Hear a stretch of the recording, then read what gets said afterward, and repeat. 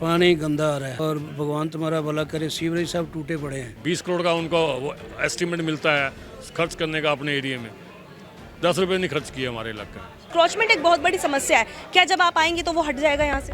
मैं पूरी कोशिश करूंगी, आपके साथ ही मिलकर चलेंगे। जैसे कि आम आदमी पार्टी कई बार आरोप लगाती है कि नेताओं को जेल में डाला जा रहा है, जिसके पीछे बीजेपी का हाथ है, इसको आप कैसे देखते हैं? नवीन भैया ऐसे मत जाओ। जो स्कैम हुआ है उसके एविडेंस मिले हैं, उन्हीं के लोग गवर्नमेंट अप्रूवर बने हैं और गवर्नमेंट अप्रूवर बन के उन्होंने जो बातें बताई वो वेरीफाई हुई है। जैसे हैं आज तक हमारे पुराने एमपी जो थे प्रवेश जी वर्मा, 10 साल में कभी शक्ल नहीं दिखाई। नमस्कार, मेरा नाम है आफरीन खान और आप लोगों का स्वागत है तेज तरार में।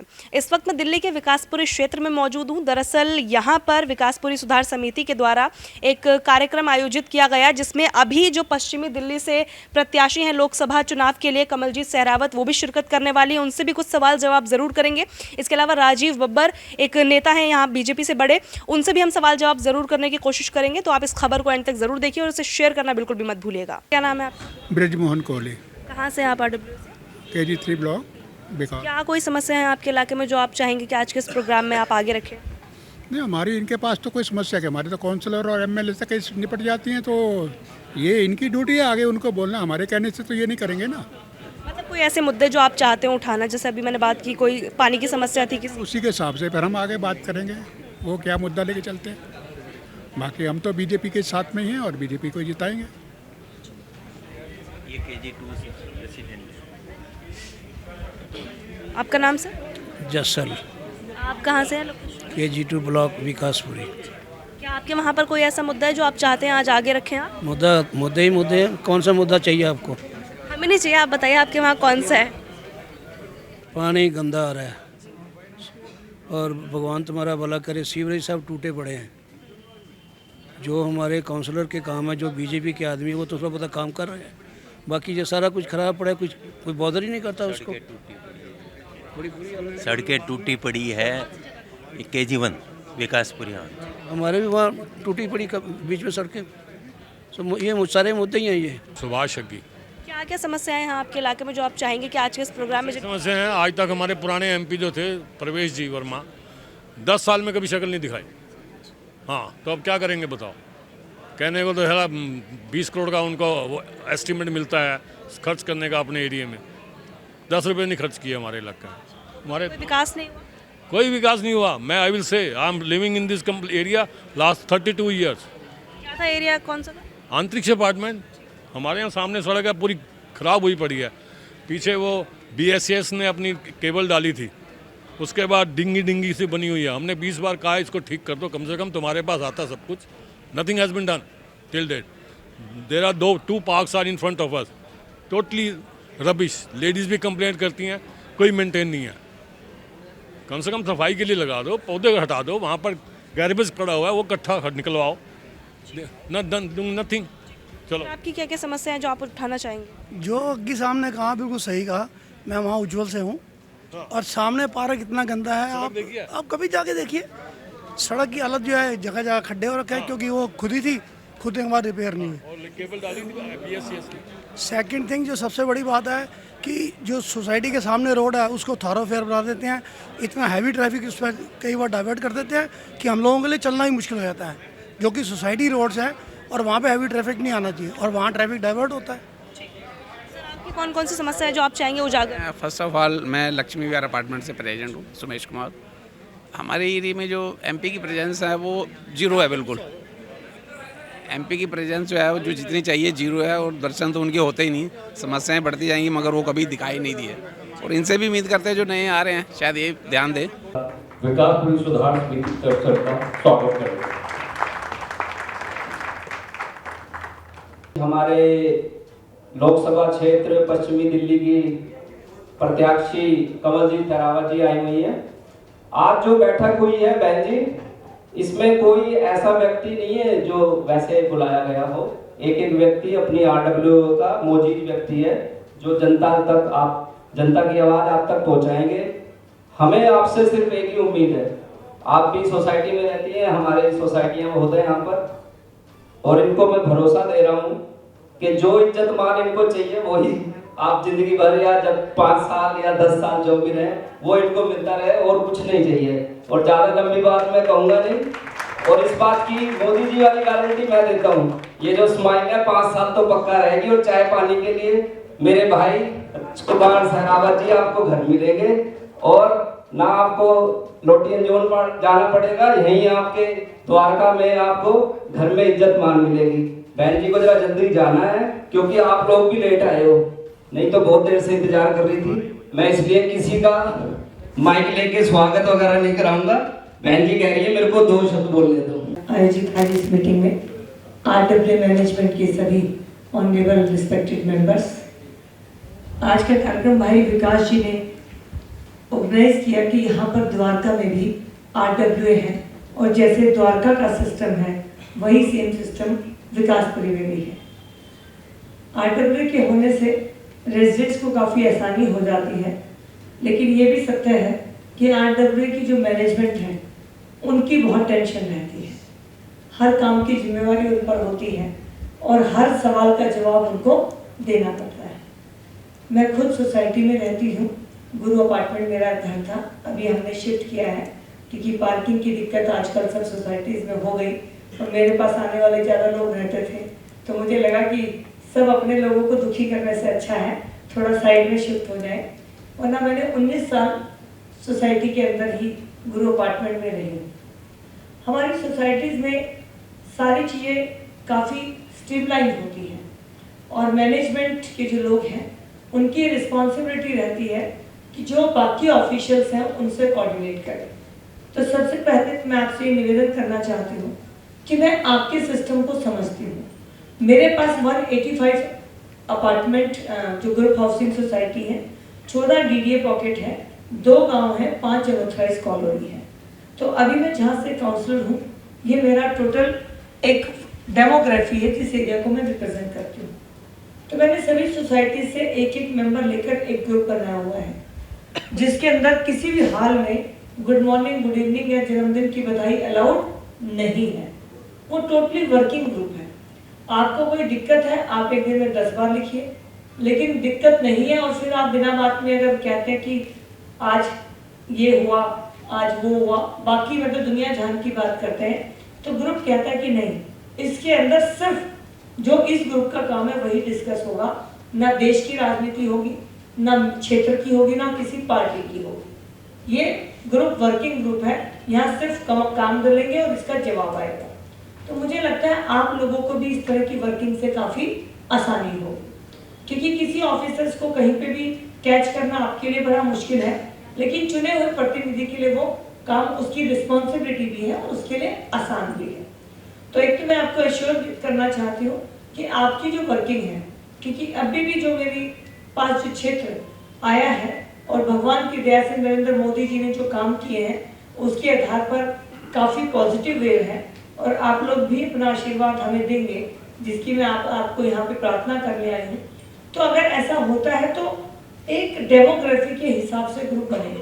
तो ये मेरी काम करने की एक स्टाइल है जिसमें आप लोग एक बार एक व्हाट्सएप मैसेज डाल दें तो मुझे ध्यान में आ जाता है कि क्या काम करना है और मेरा स्टाफ खुद उसके ऊपर कोऑर्डिनेट कर लेता है। तो सबसे पहले तो आपका और मेरा कनेक्शन नॉट रीचेबल का नहीं रहेगा, हम रीचेबल रहेंगे। तो रीचेबल रहने से प्रॉब्लम्स को सॉल्यूशन देने में इजी होता है। दूसरी बात, मैं बहुत लंबे समय से संगठन में काम कर रही हूँ। ऐसा भाजपा में कोई पद नहीं है सिवाय प्रदेश अध्यक्ष के जो मुझे ना मिला हो। मैं जिले में महिला मोर्चा की महामंत्री, जिला उपाध्यक्ष, प्रदेश में मंत्री, उपाध्यक्ष, महिला मोर्चा अध्यक्ष, महामंत्री, सारी जो पोस्ट एक भारतीय जनता पार्टी की है उन संगठन की सभी पोस्ट पर मैं रही हूँ। और पोस्ट रहते रहते संगठन को मैंने समझा है कि भारतीय जनता पार्टी की सोच क्या है और यहाँ पर काम करते हुए कैसे लोगों की सेवा करनी है।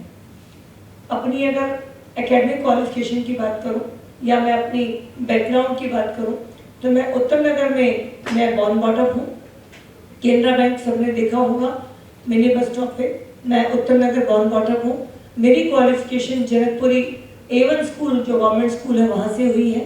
After that I did my BCom honours, my MCom, my LLB। I was PGT commerce teacher इन केंद्रीय विद्यालय। but due to some reason I was not supposed to be leave my state for transfer, तो मेरे को अपनी job छोड़ के अपने family business को ज्वाइन करना पड़ा। और मेरे फैमिली बिजनेस में भी एजुकेशन का ही काम है। I am consultant for overseas education right now, and I can say here that I have travelled the whole world on the business visa, not on the tourist visa, to represent my country's education system and just to make the understand। सबसे पहले तो आपको हमारी तरफ से बधाई हो बहुत। धन्यवाद। मैं चाहूंगी कि इस बार क्या क्या मुद्दे आपके रहने वाले जो पिछली बार नहीं पूरे हो पाए और क्या कुछ नया देखने को मिलेगा? एक तो मेट्रो हमारी प्रायोरिटी रहेगी कि ढासा बॉर्डर तक और नांगलोई तक मेट्रो जाए, और जिस तरह से हमारी डीडे की जो ज़मीन है और ग्राम सभा की ज़मीन है उस पर कम्युनिटी के लिए सर्विसेज बने। हमारी बहुत सी योजनाएं हैं जो गरीबों के लिए चल रही हैं, स्वनिधि योजनाएं, उज्ज्वला योजना, विश्वकर्मा योजना, उनका फ़ायदा गरीब लोगों तक पहुँचे, इसकी हम कोशिश करेंगे। मैम, इस इलाके में मैंने बहुत बार खबरें की हैं, बहुत बार दौरा किया। एनक्रोचमेंट एक बहुत बड़ी समस्या है, क्या जब आप आएंगे तो वो हट जाएगा यहाँ से? मैं पूरी कोशिश करूंगी, आपके साथ ही मिलकर चलेंगे। एक मुद्दा और यहाँ की सोसाइटी के लोग उठाते हैं वो कि आवारा कुत्तों का यहाँ पर बहुत ज़्यादा, इसके लिए पीछे इन लोगों की लड़ाइयाँ भी हुई। उसके लिए पार्लियामेंट में ही कानून बनेगा, और मैं इस मेयर होने के नाते मुझे इस विषय का पूरा ज्ञान है, तो मैं पूरी कोशिश करूंगी कि पार्लियामेंट से कोई कानून इस पर बनवा पाए। मैम, मैं एक चीज़ और जानना चाहूँगी जो दिल्ली में इस वक्त सबसे ज़्यादा देखने को मिल रहा है, जैसे कि आम आदमी पार्टी कई बार आरोप लगाती है कि नेताओं को जेल में डाला जा रहा है, जिसके पीछे बीजेपी का हाथ है, इसको आप कैसे देखती हैं? नवीन भैया ऐसे मत जाओ। जो स्कैम हुआ है उसके एविडेंस मिले हैं, उन्हीं के लोग गवर्नमेंट अप्रूवर बने हैं, और गवर्नमेंट अप्रूवर बन के उन्होंने जो बातें बताई वो वेरीफाई हुई है, और उसी की वजह से ये सब हो रहा है। तो इसमें जो उन्होंने कर्म किए उन्हीं का उनको भुगतान करना पड़ रहा है। संजय सिंह जिस तरह से बाहर आ गए, क्या इसे आप कंपटीशन के तौर पर देख रही है? इसका कोई फर्क पड़ेगा उनके बाहर आने का? नहीं, इसका कोई फर्क नहीं है, कोर्ट के अपने फैसले, कोर्ट अपने हिसाब से। मैम, एक आखिरी सवाल पूछना चाहूंगी, एक चीज़ और जो बहुत ज़्यादा सुनने को मिल रही है, चंदा और धंधा, ये आपने भी सुना होगा, इस पर क्या प्रतिक्रिया है आपकी? ऐसा कुछ एग्जिस्ट करता है सच में? भारतीय जनता पार्टी कार्यकर्ताओं की पार्टी है, और कार्यकर्ताओं के हित में, कार्यकर्ताओं के साथ मिलकर देश के लिए काम करती है। तो इसमें जो शब्द कह रहे हैं, वो जो पार्टी वाले कह रहे हैं, उन्हीं के शब्द भारतीय जनता पार्टी पे लागू नहीं होता। मैम, आप किसी को कंपटीशन के रूप में देखती हैं अपने अभी फिलहाल? नहीं, कोई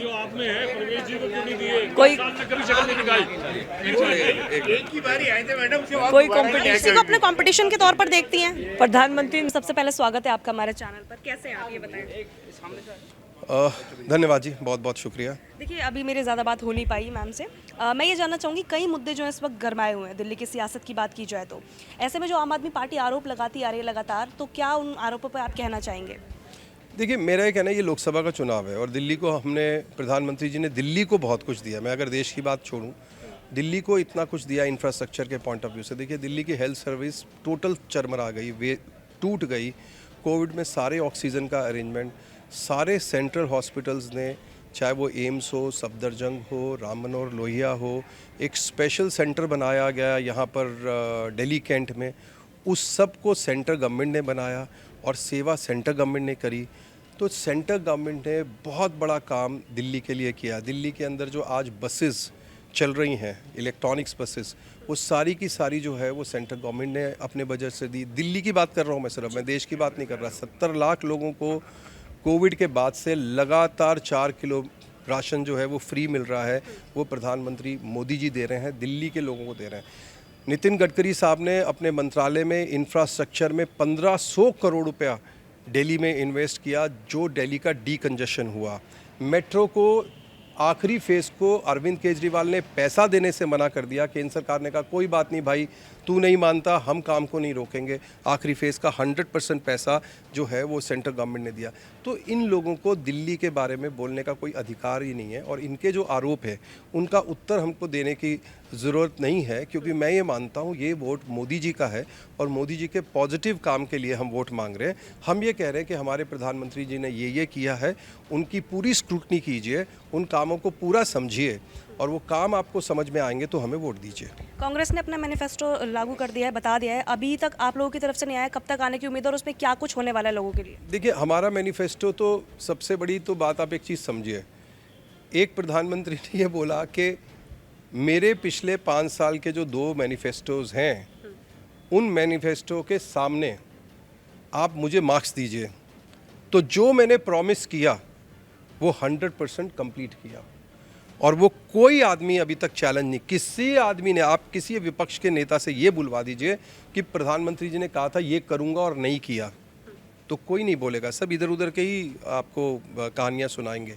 तो इस बार भी जो हमारा मैनिफेस्टो आएगा वो जनता की एस्पिरेशंस पे होगा। हमने अभी पूरे डेमोक्रेटिक तरीके से नीचे तक हमारे बॉक्सेस लेके वॉलंटियर्स और नमो ऐप पे प्रधानमंत्री जी ने 4 करोड़ लोगों से फीडबैक लिया है, वो देश के मैनिफेस्टो में क्या चाहते हैं।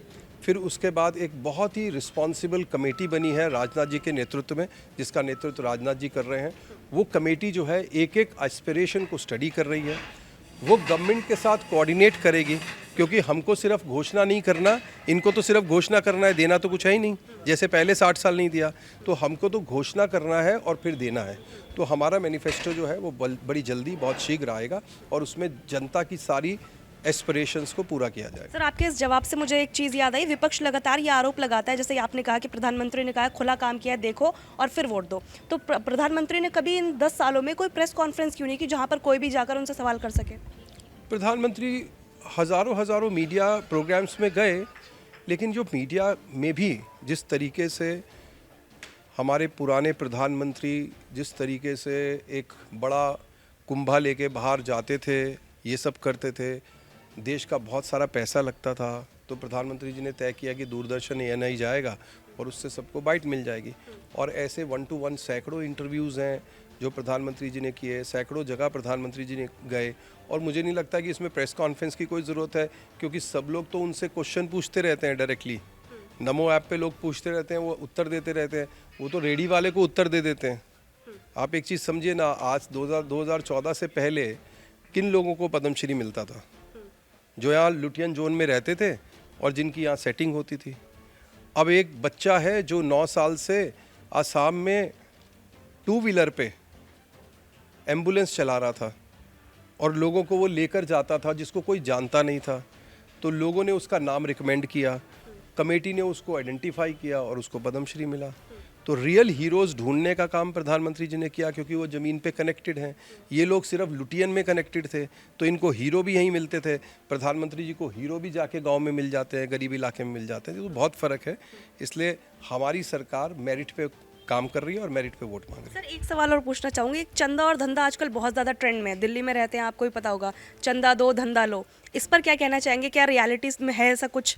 मैंने ऐसा सुना नहीं। और जहाँ तक भारतीय जनता पार्टी का सवाल है, भारतीय जनता पार्टी ने हर चीज़ ट्रांसपेरेंटली सबके सामने रखी है और ट्रांसपेरेंटली काम कर रही है। लोगों का सपोर्ट, लोगों का एक किस्म से पूरा का पूरा हजूम भारतीय जनता पार्टी को अगर प्यार कर रहा है तो प्रधानमंत्री मोदी जी के कमिटमेंट और उनकी परफॉर्मेंस पे कर रहा है। और हमारा काम है कि हम उसको डिलीवर करके दें। हमारा फोकस उस पे है।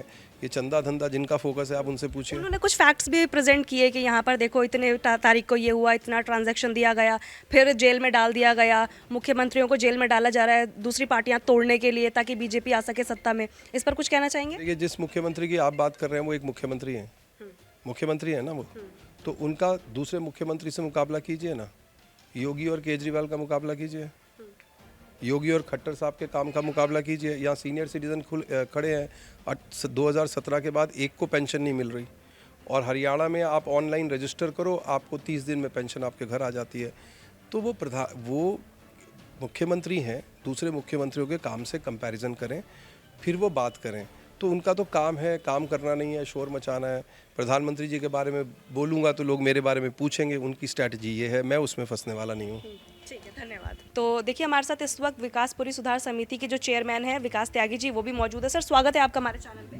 धन्यवाद आपका भी। सर, कई मुद्दे जो यहाँ कर मैंने लोगों से पूछे, सबसे पहले आकर मैंने लोगों से ही बात की जो कि RWA से यहाँ पर प्रेजेंट कर रहे थे चीज़ों को। उन्होंने कई मुद्दे उठाए हैं, पानी की समस्या हो, इंक्रोचमेंट हो, और भी बहुत सारे मुद्दे। तो आप यहाँ के चेयरमैन हैं, आप बताएं क्या क्या मुद्दे हैं जिन्हें उठाना चाहिए और जिन पर आप चाहते हैं कि काम हो फ्यूचर में। देखिए, ये सेंट्रल गवर्नमेंट का चुनाव है जिसमें प्रधानमंत्री का चुनाव करना है हमने। इसमें जो देश के मुद्दे हैं उन पे चर्चा करने के लिए मैंने इकट्ठा किया था, लेकिन कईयों को नॉलेज नहीं है। फिर भी ये मुद्दे हैं जो उठने चाहिए और लोगों की समस्या तो हैं, उनको उठाने पड़ेंगे। हमारे यहाँ विकासपुरी की सबसे बड़ी समस्या जो इंक्रोचमेंट के, जो आपके चैनल के माध्यम से कई बार उठाई गई है, वो एक नंबर की समस्या है जिसमें वो नंबर 1 में उसको प्रेफरेंस देते हूँ। दूसरी समस्या हमारे ब्लॉक में और हमारे विकासपुरी में ये कुत्तों को लेके है, जो कुत्ते की जगह जगह ये डॉग लवर जो होते हैं खाना खिलाते हैं, ये बहुत गलत है। एक जगह प्रॉपर साइड पे इनको खाना खिलाएं। आए दिन लड़ाइयाँ होती हैं, ये सबसे बड़ी समस्या है। हाँ, मैं आपके चैनल के माध्यम से अपने जो प्रत्याशी हैं वो अगर जीत के आते हैं उनसे निवेदन करूंगा कि वो अपना एक स्थान महीने में एक बार ज़रूर बनाएं कि यहाँ पर आने के लिए, ताकि लोगों को आने जाने में असुविधा ना हो और अपनी समस्या उनके सामने रख सकें। अभी जब मैं उनका इंटरव्यू सुन रही थी, वो जो अपनी बातें रख रही थी, उन्होंने उसमें ये चीज़ कही थी कि वो कनेक्ट रहेंगी लोगों से।